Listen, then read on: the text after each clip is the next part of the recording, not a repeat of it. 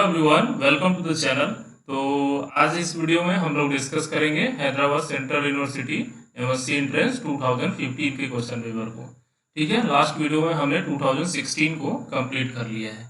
तो चलिए स्टार्ट करते हैं। पार्ट ए का पहला क्वेश्चन है कि the hybrid orbital of the underlined atom that form sigma bond in the, देखो अब बेरिलियम Cl2 है तो BCl मतलब दो बॉन्ड है तो sp हाइब्रिडाइजेशन है। अब यहाँ CF2 डबल बॉन्ड CF2, ठीक है। तो ये कार्बन जो है ये एक पाई है और दो सिग्मा है, तो टोटल कितने एटम है? दो फ्लोरीन के हो गए, एक इसके, तो तीन हो गए, तो sp2 हाइब्रिडाइजेशन हो गया।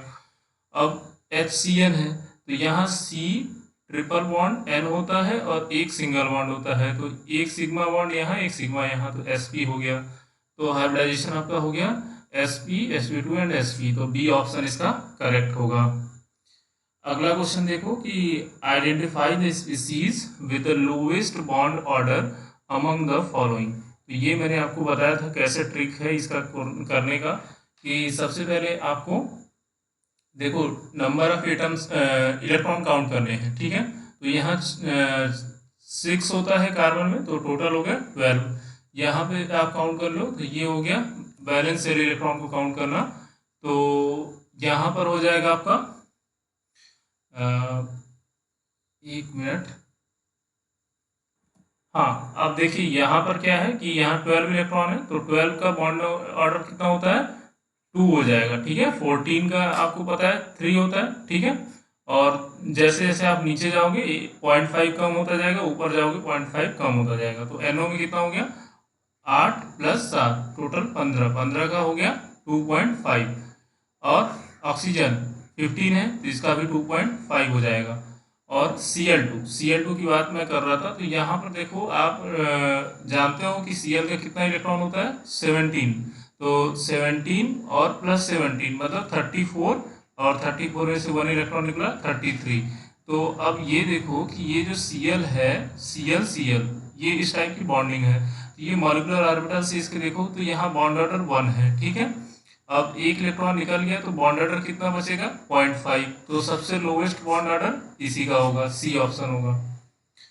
अगला क्वेश्चन देखो, identify the most appropriate reaction for the one carbon homologation, मतलब एक कार्बन का इंक्रीमेंट हो रहा है जिसमें, ठीक है। तो देखो यहाँ पर अर्न एस्टर रिएक्शन जो होता है इसमें ही वन कार्बन का इंक्रीमेंट होता है, ठीक है। ये आपका जो है सिंपल RCOCl होता है और यहाँ से ये कीटीन बनता है RC डबल बॉन्ड O, ठीक है, RC डबल बॉन्ड O, हाँ ये बनता है। फिर इसके बाद यहाँ पर जैसे जो भी न्यूक्लियोफाइल आएगा वो अटैक करके एक कार्बन संख्या आपका इंक्रीज कर देता है, ठीक है। तो इसलिए ये बी ऑप्शन इसका करेक्ट है।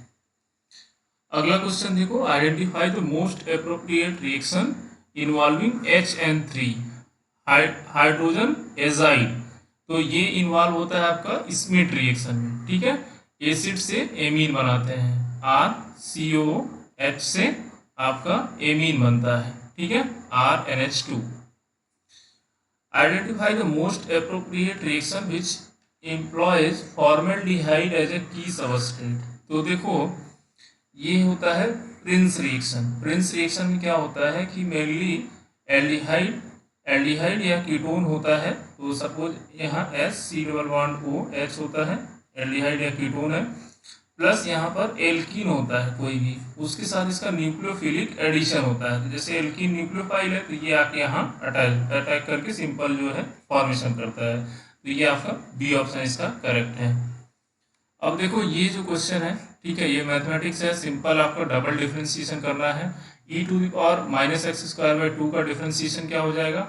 e⁻−x²/2, और इसका अलग से आप करोगे तो -2x/2, ये 2 से कैंसिल हो जाएगा। तो पहला डेरिवेटिव ये आ जाएगा, फिर से इसका डबल डिफरेंशिएशन निकाल लो, उसमें e⁻x²/2 से मल्टीप्लाई कर दो। तो ये सिंपल जो है यहाँ पर माइनस आता है, यहाँ प्लस है, तो ये e⁻0 हो जाएगा जिसकी वैल्यू 1 हो जाएगी। तो फाइनली आप जब सॉल्व करोगे तो ये x² - 1 मिलेगा आपको, ठीक है। इसको एक बार सॉल्व करके जरूर देख लो। अगला क्वेश्चन है कि if CO2 is cooled at 1 atm pressure it changes directly into solid CO2 dry ice. Based on this observation we can say that liquid CO2. तो देखो लिक्विड जो CO2 होता है ये 5.2 atm तक जो है लिक्विड होता है। जैसे जैसे उस प्रेशर से नीचे जाते हैं ना 1 atm पे पहुंचते हैं तो वहां पे वो सॉलिड में कन्वर्ट हो जाता है। मतलब लिक्विड CO2 1 atm प्रेशर के एबव एग्जिस्ट करता है।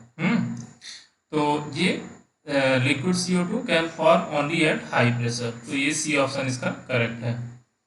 अब देखो ये इंथैल्पी चेंज निकालना है। आपको डेटा दिया हुआ है Cl2 I2 ICl I2, ठीक है। एंड यहाँ पर पूछ रहा है कि standard state for the iodine and chlorine are इतना।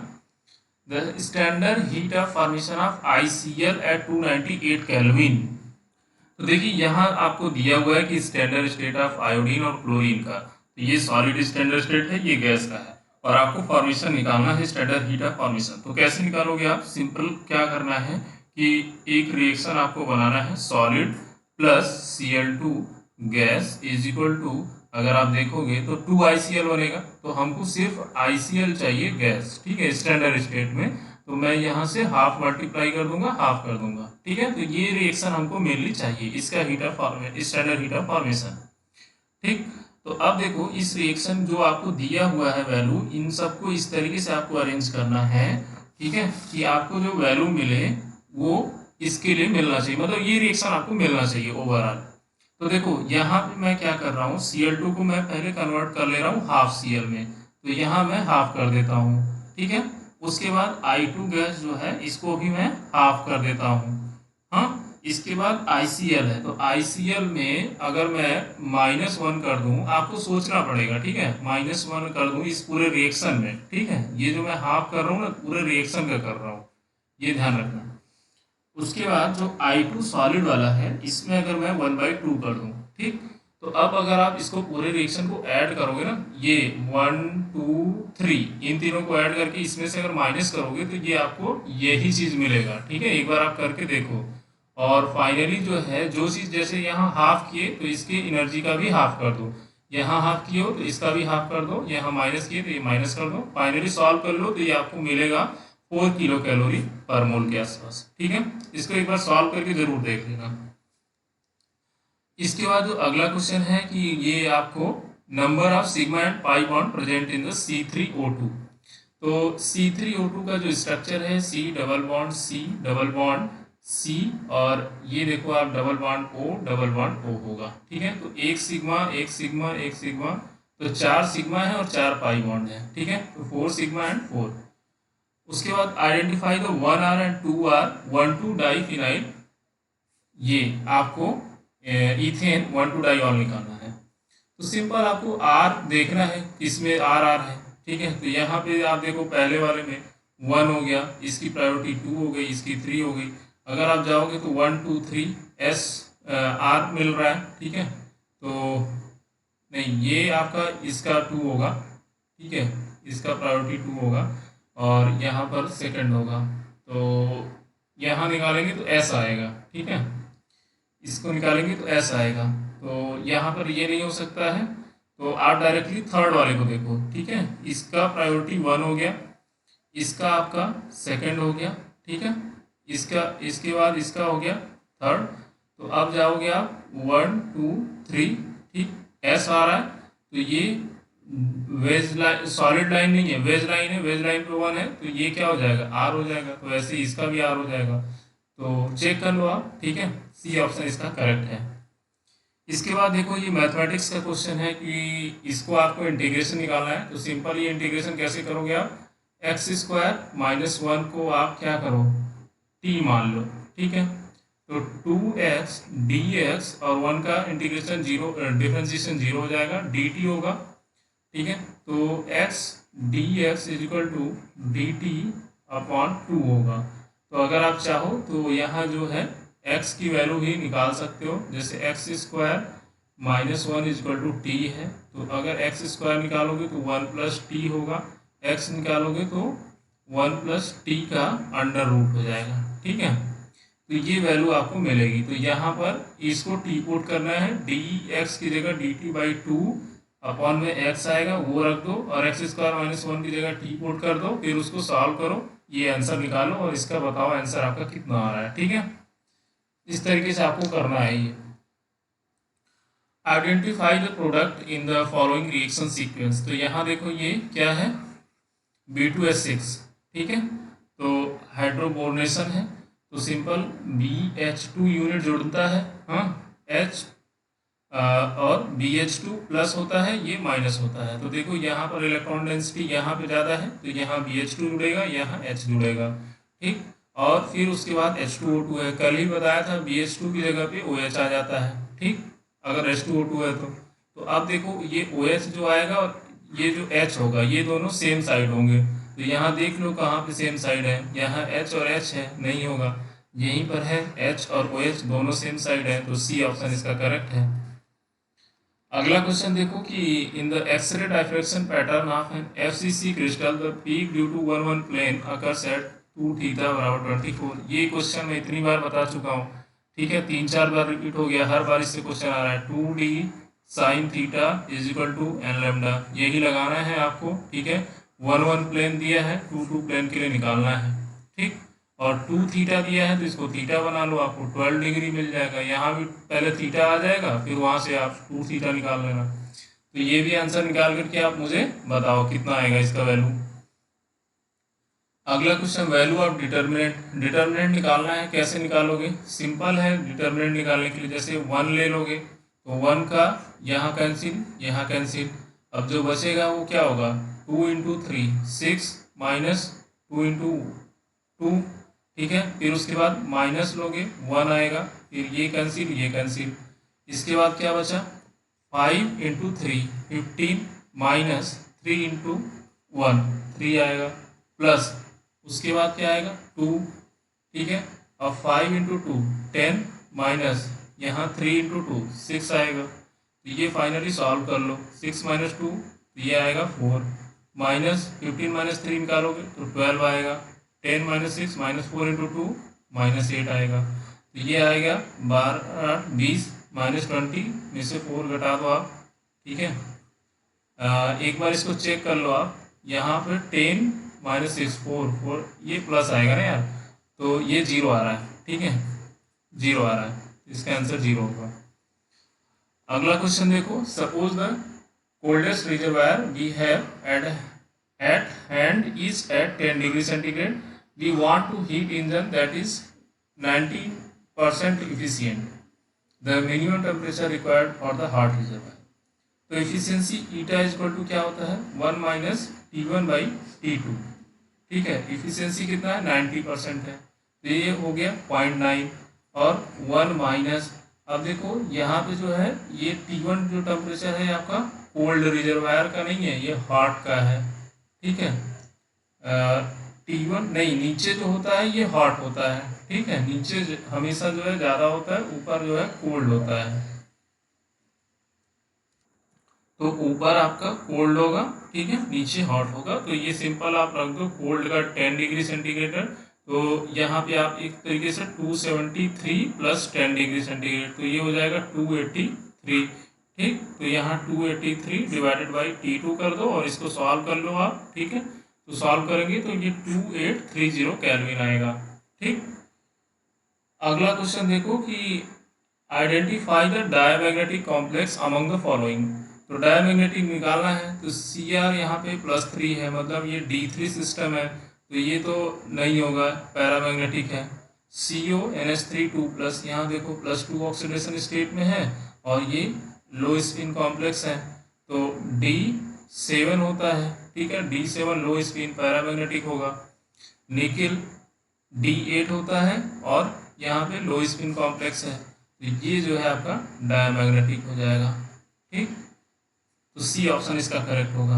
अगला, bond angle in the BF2 minus ion is close to. अब देखो BF F और F, इसका बॉन्ड एंगल कितना होता है 120 डिग्री होता है। एक F को हटा दिया, निगेटिव चार्ज आ गया यहाँ एक इलेक्ट्रॉन, अब ये क्या होगा कि इस इलेक्ट्रॉन की वजह से रिपल्सन होगा, तो रिपल्सन होगा तो bond pair lone pair repulsion, तो बॉन्ड एंगल डिक्रीज कर जाएगा। ठीक है, तो ये अराउंड 100 के आसपास आएगा। ठीक, तो इसका 100 होगा आंसर। उसके बाद major isomer obtained in the nitration of dichlorobenzene. अब 1,3-डाइक्लोरो सिंपल बना रहा हूँ मैं, Cl। देखो Cl जो है plus are effect minus I effect दोनों देता है, प्लस आर डोमिनेट होगा। तो अगर प्लस आर डोमिनेट होगा तो क्या होगा कि यहाँ से लोन पेयर ऑफ इलेक्ट्रॉन यहाँ जाएगा, नेगेटिव चार्ज यहाँ बढ़ा, यहाँ बढ़ेगा पैरा पोजीशन पे। फिर जब ये देगा तो यहाँ भी नेगेटिव होगा और यहाँ नेगेटिव होगा और यहाँ नेगेटिव होगा। तो देखो सबसे ज़्यादा जो डबल नेगेटिव हो रहा है वो या तो यहाँ पोजीशन पे होगा या यहाँ पे हो सकता है, यहाँ पे। तो यहाँ स्टेरिक क्राउडिंग है तो यहाँ तो नहीं होगा। अब या तो ये प्रेफरेंशियल है या ये है, तो दोनों हो सकता है। मोस्ट प्रोबेबली जो है आपका या तो यहाँ पे आ सकता है या यहाँ आ सकता है, दोनों इक्विवेलेंट है। तो ये बी और डी दोनों ऑप्शन सही है मेरे ख्याल से। ठीक है, चेक कर लेना। अगला क्वेश्चन देखो कि ionic strength of a solution that is 0.1 mole per KG in NaCl and 0.2 mole per KG in CaCl2। तो इसका देखो आयनिक स्ट्रेंथ जो टोटल होगा मिक्सचर का वो I1 प्लस I2 होगा। ठीक, अब देखो I1 कैसे निकालोगे, ये होता है हाफ समेशन ओवर CiZi का स्क्वायर। तो जो पहला है NaCl के लिए उसके निकालोगे I1 आएगा। तो यहाँ से आप निकाल लो हाफ, कंसंट्रेशन कितना है NaCl सिंपल डिसोसिएट होगा तो Na plus plus Cl minus में एक ही आयन मिलेगा। तो 0.1 और 1 का स्क्वायर करोगे तो 1 ही आएगा, प्लस 0.1 माइनस 1 का स्क्वायर करोगे तो 1 ही आएगा। तो ये आ गया आपका 0.2 डिवाइडेड बाई 2, तो ये आएगा 0.1। ऐसे ही कैल्शियम क्लोराइड का निकाल लो तो CaCl2 है तो इसका डिसोसिएशन होगा calcium 2 plus plus 2Cl minus. अब देखो कैल्शियम 2 प्लस का कंसंट्रेशन है 0.2, Cl माइनस का है 0.2, सिंपल। ठीक है, I2 निकाल लो अब हाफ। अब क्या करोगे Ci 0.2 प्लस 2 का मतलब 4 मिलेगा इंटू 2, 0.2 इंटू माइनस 1 का स्क्वायर। ठीक है, तो ये सॉल्व करोगे आप 0.7 आएगा दोनों को सम करने के बाद। ठीक है, तो एक बार करके देख लो ये आ रहा है कि नहीं। अगला क्वेश्चन है कि osmotic pressure at 25 degree centigrade of an aqueous solution of the sucrose with molar concentration इतना। तो पाई इक्वल टू क्या होता है CRT।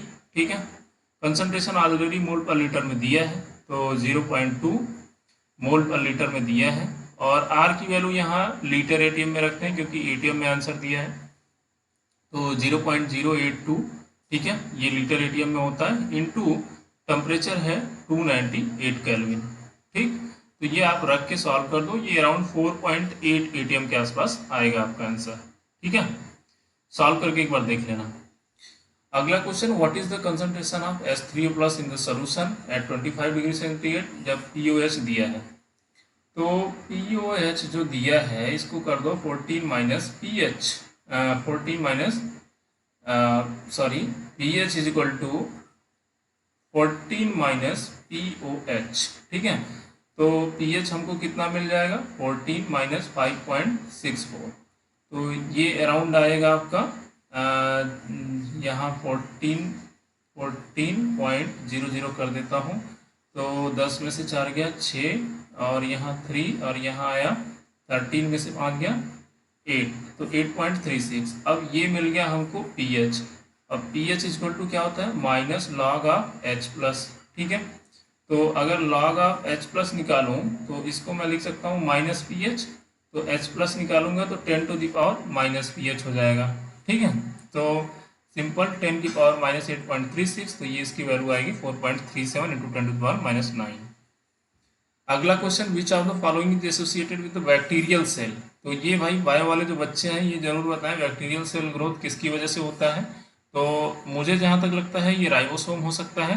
ठीक है, आप एक बार इसका कमेंट में आंसर मुझे ज़रूर बताइए बायो वाले जो बच्चे हैं, और बाकी जो मैथ वाले हैं वो एक बार चेक कर लें, मैं श्योर नहीं हूँ राइबोसोम हो सकता है। ठीक है, अगला क्वेश्चन देखते हैं, among the following complexes which one does not obey 18 electron. तो यार देखो यहाँ क्रोमियम कितना होता है 6 होता है, प्लस यहाँ पे 12 हो जाएगा तो ये तो नहीं करेगा। ठीक है। 12 plus 4s1 3d5, sorry does not obey, मतलब ये 18 देगा यार, ये तो देगा। तो यहाँ पे 5 और प्लस कितना हो गया 12, तो ये आएगा 17, तो यही नहीं देगा। ठीक है, वेनेडियम 5 होगा क्योंकि 4s2 3d3 होता है ना। उसके बाद number of unpaired D electron in the coordination complex of anion. तो यहाँ देखो कोबाल्ट जो है +3 ऑक्सीडेशन में तो है, लेकिन फ्लोरीन जो है हाई स्पिन कॉम्प्लेक्स है। ठीक है, मतलब ये 4s2 और 3d7 होता है कोबाल्ट, तो यहाँ से 2 निकला, यहाँ से 1, तो d6 हुआ, लेकिन हाई स्पिन है 1 2 3 4 5 6, तो 4 अनपेयर्ड इलेक्ट्रॉन है। ठीक है, तो डी ऑप्शन करेक्ट है। Active site of metallo enzyme nitrogenous, nitrogenous में जो है मोलिब्डेनम और आयरन होता है। ठीक, paramagnetic species among the following, तो यहाँ देखो कॉपर +1 दिया है, तो ये तो डायमैग्नेटिक है, और molybdenum 6 plus highest oxidation state, सारे इलेक्ट्रॉन निकल गए डी ऑर्बिटल के, डायमैग्नेटिक है। अब सिंगलेट या ट्रिपलेट इसी में से हो सकता है। सिंगलेट ऑक्सीजन का क्या मतलब है कि मल्टीप्लिसिटी जो 2s+1 होगा वो 1 होगा, जबकि इसका जो मल्टीप्लिसिटी होगा वो 3 होगा। तो देखो अगर दोनों इलेक्ट्रॉन पेयर्ड होंगे तो s एक प्लस हाफ होगा, दूसरा क्या होगा माइनस हाफ होगा, तो उसके लिए s की वैल्यू क्या आ जाएगी 0, तभी वो सिंगलेट होगा। हाँ, और जो दूसरा है यहाँ पर अगर दोनों अनपेयर्ड होंगे 1/2 + 1/2, तो उस केस में 1 आएगा, तो वहाँ 3 होगा। तो ये पूछा है पैरामैग्नेटिक, पैरामैग्नेटिक का मतलब है कि ये होगा triplet oxygen. Which of the following statement regarding super acid is incorrect. Super acid are much more stronger than concentrated H2SO4, सही है। ये नॉन एक्वस, तो आर एक्वस एसिड, तो ये एक्वस एसिड बोल रहे हैं, तो यही गलत ऑप्शन है, नॉन एक्वस होते हैं। और fluorosulphuric acid is a super acid, बिल्कुल सही है। The ion that does not show colour in the flame test, तो यार ये देखो जिंक या फिर आपका ये कैडमियम 2+ में से हो सकता है। ठीक है, ये एक बार आप चेक कर लेना, आपकी जो प्रैक्टिकल की बुक है वहाँ पर होगा ये। ठीक है, एग्जैक्ट आंसर इसका नहीं पता है, लेकिन जिंक या कैडमियम में हो सकता है। आप इसको एक बार श्योर कर लेना, क्योंकि ये याद करने वाली चीज़ें हैं, तो उतना याद नहीं रहता है। देखो ऑक्सीजन है जो पॉजिटिव ऑक्सीडेशन स्टेट, तो यहाँ O2F2 है, यहाँ Na2O2 है। अब किस में पॉजिटिव होगा, तो देखो यहाँ 2x - 2 = 0, तो x = हो गया 1, तो ये तो पॉजिटिव हो गया। अब यहाँ पे देखो +1 है, तो +2 + 2x = 0, तो ये तो माइनस होगा, तो ये भी नहीं होगा, यहाँ भी माइनस होगा, ये भी नहीं होगा। और यहाँ पर भी पॉजिटिव आ रहा है, तो यहाँ पर भी पॉजिटिव है, यहाँ पे भी पॉजिटिव है, दोनों जगह है, क्योंकि यहाँ पे भी निकालोगे तो -1 है Cl का, तो -2 + 2x = 0, तो x = +1 हो जाएगा। विच of the following inter halogen compound does not exist, तो देखो फ्लोरीन का सेंट्रल एटम होगा अगर, तो वो एग्जिस्ट नहीं करेगा। जैसे FCl3 है, एक F3Cl नहीं एग्जिस्ट करेगा, लेकिन ClF3 एग्जिस्ट करेगा, IF5 एग्जिस्ट करेगा, BrF एग्जिस्ट करेगा। 2 कॉम्प्लेक्सेस दिया है, देखो ये CO है, यहाँ पर NH3 है, क्रोमियम है साइनाइड के साथ, यहाँ क्रोमियम अमोनिया के साथ हो गया, ये जस्ट एक्सचेंज कर दिया इसका यहाँ से, तो ये होता है coordination isomerism. Based on Wade's rule of the electron counting structure of borane, तो ये इसका बताना है। तो देखो B8H14 तो दिया है, अब C को क्या कर सकते हो, C is the isolobal with the BH, तो एक BH यूनिट यहाँ ऐड कर दो, तो टोटल कितने हो जाएंगे B9H15, इसको कन्वर्ट करोगे तो वो होगा B9H9 6- आर्केनो आएगा। ठीक, phenyl lithium react 10⁴ times faster than methyl lithium nucleophilic addition reaction, because ये जो है मोनोमेरिक फॉर्म में एग्जिस्ट करता है इन THF सोल्यूशन। ठीक है, तो ये first option phenyl lithium is monomeric in THF solution. XgF6 can not be handled in A quartz vessel because it react with SiO2 forming, तो ये जो है बनाता है XgOF4, ये बनाता है कंपाउंड। ठीक है, पहला कंपाउंड बनाता है क्वार्ट्ज के साथ। ठीक, तो इसीलिए इसको इसमें नहीं रखते हैं। Which class of the following spinal does not belong, तो ये जो है डज बिलोंग, तो ये इनवर्स स्पाइनल होता है। आयरन का मैंने बताया था कल, जितने भी कॉम्प्लेक्सेस होंगे सारे इनवर्स स्पाइनल होंगे। Which of the following is responsible for the diphenyl amine test in DNA. तो ये होता है 2 डीऑक्सी ठीक है, ये 2 डीऑक्सी होता है। The number of S an axis in the tetrahedral SiF4, तो ये जो होता है आपका 4 होता है, ठीक है, टेट्राहेड्रल में। अब प्रोडक्ट इन द रिएक्शन, यहाँ पे देखो जो है कोबाल्ट हमेशा जो है टेट्राहेड्रल में स्ट्रक्चर, मतलब अगर Cl है उसके साथ तो लिगेंड का साइज ज़्यादा होने की वजह से वो लिगेंड उसको रिप्लेस करता है और वो 4 मॉलिक्यूल के साथ कॉम्प्लेक्स बनाता है, कभी भी 6 नहीं बनाएगा, ठीक है। तो कोबाल्ट का जो है COCl4 2- बनेगा, ये होगा। अच्छा, ये एक अच्छा क्वेश्चन है कि कंसंट्रेटेड हाइड्रोक्लोरिक एसिड जिसका मास इतना दिया है डेंसिटी ऑफ 1.157 है, ठीक है, ग्राम पर ml, contain 37 gram of 37% HCl by weight, how many millimoles of concentrated acid should be diluted to 1 litre water to prepare इतने मोलर सोल्यूशन, ठीक है। तो देखो इसको कैसे करना है इसका मैं बता रहा हूँ आपको। तो यहाँ पे सबसे पहले जो आपको डेंसिटी दी हुई है ना, तो डेंसिटी इक्वल टू क्या होता है m/v, मास बाई वॉल्यूम। तो ये दिया है 1.175, ठीक है, यही आपको दिया हुआ है ग्राम पर ml, राइट। तो 1 ml में इतना है, तो 1 लीटर में कितना हो जाएगा अगर मैं निकालूं तो ये हो जाएगा मास इसका 1175 ग्राम, ठीक है, ये मास हो गया। अब अगर मैं इसका मोलरिटी निकालना चाहूँ, मोलरिटी, ठीक है, तो कितना हो जाएगा ये इसका देखो, अगर मैं निकालूंगा तो मास इसका यही आएगा 1175, और इसका number of moles divided by molecular weight हो जाएगा 36.5, ये मॉलिक्यूलर वेट हो गया, तो ये नंबर ऑफ मोल्स निकल गया। अब वॉल्यूम कितना है 1 लीटर में होगा, ठीक है, तो ये 1 लीटर हो गया। तो ये जब आप कैलकुलेट करोगे तो ये अराउंड आएगा 32 मोलर सोल्यूशन। तो जो मेन आपका सोल्यूशन है वो 32 मोलर है। अब यहाँ से देखो इतने परसेंट बाई वेट, हाँ, ये 37% HCl बाई वेट। तो अब देखो 37% HCl मतलब है कि 37 ml HCl लिया है और उसको 100 ml तक बनाया है वाटर के साथ मिक्स करके, ठीक है, ये बनाया है। तो अब यहाँ पर देखो अगर मैं कैलकुलेट करूँ तो जैसे M1 V1 is equal to M2 V2 होता है, मतलब नॉर्मेलिटी से होता है ना, वैसे मोलरिटी भी हो सकता है, ठीक। तो अगर ये इसका बाईवैलेंट नहीं है, मोनोवैलेंट है, तो यहाँ पर लगा रहा हूँ मैं 32 मोलर सोल्यूशन से कितना उसका वॉल्यूम लिया है 0.3। अब देखो 37% है तो वो हम या तो परसेंट लिखें या मैं उसको 0.37 कर दूं, तो 0.37 ml लिया, ठीक है। अब इसका क्या किया, जो हमने बनाया है, मतलब अब हम बनाएंगे तो 100 ml बनाएंगे, राइट। तो यहाँ भी हम 100, यहाँ पे हमने 0.37 लिया तो यहाँ हमारा 1 हो जाएगा। तो 1 मतलब ये आप उस तरीके से समझो कि 100 के लिए 37 है, तो एक के लिए कितना होगा 0.37, तो एक के लिए 0.37 हो गया इनटू ये इसका मोलरिटी। तो ये जब आप कैलकुलेट करोगे तो इसका जो मोलरिटी आएगा ये आएगा 11.8 मोलर, ठीक है। अब जो सोल्यूशन मिल गया हमको ये फाइनली 11.8 मोलर मिला। अब इससे बनाना है 1 लीटर और उसकी मोलरिटी होनी चाहिए 0.1।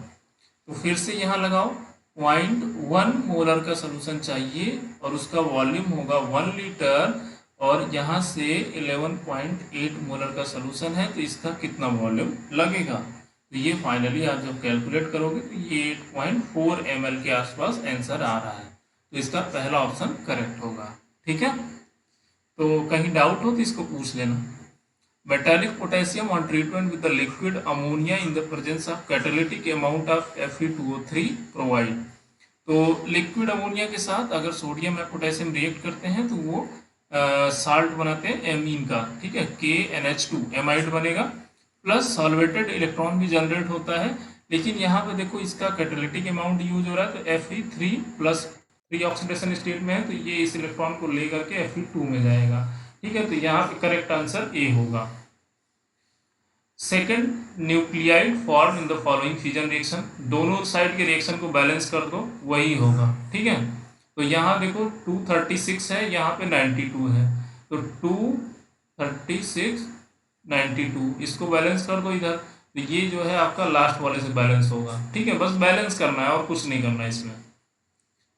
In common ion salt, if A salt Mx is added to an aqueous solution containing the solute My, presence of the dissolve M plus ion, तो क्या होता है, जैसे आप मान लो जैसे एसिटिक एसिड है तो COH होता है, तो ये टूटता है किसमें है, CH3 plus CO minus plus H plus, और अगर मान लो इसको सेम आयन अगर वहाँ पे प्रेजेंट है, अगर दूसरा कोई हम साल्ट ऐड कर रहे हैं, ठीक है, MX ये हो गया। अब मान लो यहाँ पर हमारा सोडियम एसिटेट ऐड कर दें, तो वहाँ पर भी एसिटेट आयन हो जाएगा, तो दो आयन अगर कॉमन होते हैं तो वो सप्रेस कर देता है, तो suppress the dissociation of MX compared with that in the pure water. ठीक, तो ये सी ऑप्शन इसका करेक्ट है। सिंपल जो है ये आपका क्या बोलते हैं इसको, salt effect, common ion effect. A molecule which can generate a nucleophile upon treatment with normal butyl lithium, तो देखो ये जो है आपका ये ऑप्शन करेक्ट है। ठीक है, यही जो सल्फर होता है 1,3 डाइथायोन बोलते हैं इसको, तो यहाँ से ये ब्यूटाइल लिथियम आता है, H प्लस निकाल लेता है, ये न्यूक्लियोफाइल जनरेट कर देता है।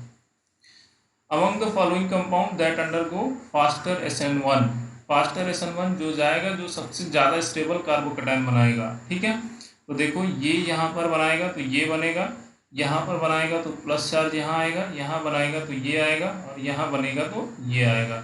अब देखो ये एरोमेटिक सिस्टम है तो यही सबसे फास्टर होगा।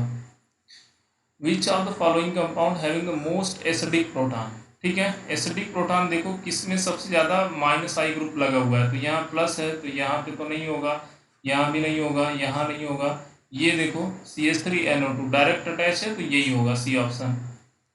Product obtain in the following transformation, ये कैसे करोगे, देखो इसमें क्या करना है कि पहले चेयर फॉर्म बनाना है, चेयर फॉर्म बना करके आपको जैसे 1 पोजीशन पे Cl को रख दो, 2 पे ये है, तो मान लो मैं 1 पोजीशन पे यहाँ ये बल्कि ग्रुप है तो मैं इसको इक्विलेटरल पोजीशन पे रख देता हूँ Cl, और मैं ये 2 पोजीशन पे ये आइसोप्रोपाइल ग्रुप रख दे रहा हूँ। ठीक है, और ये मैं क्यों अपोजिट रखा, क्योंकि दोनों एक दूसरे के ट्रांस हैं, देखो ये सॉलिड लाइन पे है, ये वेज पे है। इसके बाद आओ 1 2 3 4 5, 5 वाला जो पोजीशन है तो 1 2 3 4 5 पोजीशन पे क्या होगा, सेम होना चाहिए। तो ये जैसे अगर ऊपर दूंगा तो ये यहाँ पे ये एक चीज़ देखो, ये आपका मतलब एक्सियल सिस होगा, ठीक है, इक्विलेटरल इक्वेटोरियल, और यहाँ पर इक्वेटोरियल वो सिस होगा, तो ये सिस होना चाहिए।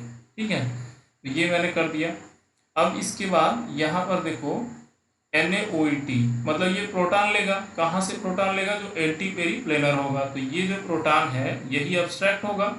ठीक है, तो ये बेस आएगा और इस प्रोटॉन को लेगा और ये सिंपल यहाँ देगा और ये रिमूव हो जाएगा। ठीक है, तो आपको जो बनेगा देखो ये वाला जो है ये एक्सिस पे है और ये जो है इक्वेटोरियल पे है, तो दैट मीन्स दोनों ट्रांस हैं, तो यहाँ पर ट्रांस प्रोडक्ट एल्किन के साथ ढूंढ लो, तो ये वाला तो है नहीं, ये है नहीं, यही है, सी ऑप्शन करेक्ट होगा इसका। IUPAC name of the following compound, तो देखो OH की प्रायोरिटी सबसे ज़्यादा होती है, अगर F और NH2 की बात करें तो उसमें तो 1 2 3 4 5 6 कर दो, तो 4 पे आपका एमीन है और 2 पे फ्लोरो है, तो 4 एमीन 2 फ्लोरो हाइड्रोक्सी बेंजीन। ठीक है, तो आपका ए ऑप्शन इसका करेक्ट होगा। विच of the following will not exist in the इनॉल form in at all in chloroform solution, तो आप देख लो इसका स्ट्रक्चर बना करके देख लो कौन इसमें जो है एग्जिस्ट नहीं करता है। ठीक है, तो आप बनाओगे तो आपको सी ऑप्शन मिलेगा जो कि एग्जिस्ट नहीं कर रहा है। Reagent use for the qualitative test of the carbonyl group, carbonyl group के लिए जो टेस्ट किया जाता है वो DNP टेस्ट होता है। ठीक है, 2,4 डाइनाइट्रोफिनाइल हाइड्रोजीन, ये ठीक है DNP test. The presence of conversion of a mixture, process of conversion of a mixture of carbon monoxide and hydrogen into liquid hydrocarbon is known as, इसको बोलते हैं फिशर-ट्रॉप सिंथेसिस। ठीक है, यहाँ पे वाटर गैस का यूज करते हैं। नेचुरल शेप कीजिए पॉलीमर, तो ये होता है एमिनो एसिड का polymer. Appropriate reducing agent for the following transformation, ये ग्रुप में ऑलरेडी हम लोग डिस्कस किए थे टेलीग्राम चैनल पे। तो यहाँ पर जो है एल्डिहाइड का कन्वर्जन होता है, लेकिन ये कीटोन का नहीं होगा, तो इसके लिए जो है वीक रिड्यूसिंग एजेंट चाहिए, तो ये सोडियम बोरोहाइड्राइड एसीटेट जो है यूज होता है। Which of the following reason can not be use for the halogenation of primary alcohol, तो ये तो यूज होता है, ये यूज होता है, ये होता है, यही नहीं होगा, तो डी ऑप्शन होगा इसका। Among the following the form alanine at pH equal to 2, तो देखो pH 2 मतलब हाईली एसिडिक है, एसिडिक है मतलब वहाँ पे क्या होगा, प्रोटॉन की अवेलेबिलिटी बहुत ज़्यादा होगी, मतलब जो एमीन होगा NH2 ये लोन पेयर ऑफ इलेक्ट्रॉन को दे करके NH3 प्लस हो जाएगा, ठीक है। तो आपका बी ऑप्शन यहाँ पे करेक्ट होगा। तो guys that's all for today, और मिलते हैं अगले वीडियो में। तो ये आप लोगों का लगभग 60 तक के क्वेश्चन मैंने सॉल्व कर दिए हैं, तो कल मैं आप लोगों का 2015 कंप्लीट कर दूंगा। तो अभी आई होप कि एक हफ्ते हैं आप लोगों के एग्ज़ाम में, तो उसके पहले जो और भी यूनिवर्सिटी के क्वेश्चन हैं वो हम लोग सॉल्व करेंगे। तो अगर आप लोगों को मेरे चैनल ये पसंद आ रहा है, अगर मेरे वीडियो अच्छे लग रहे हैं, तो प्लीज़ चैनल को लाइक शेयर और सब्सक्राइब ज़रूर कर देना। आप लोग अगर पहली बार चैनल पर विजिट कर रहे हैं, तो प्लीज़ एक बार चैनल को सब्सक्राइब कर लेना और मुझे टेलीग्राम चैनल पे फॉलो कर लेना, वहाँ पे हम लोग बहुत सारे क्वेश्चन डिस्कस कर रहे हैं, ठीक है। Thank you so much for watching the video.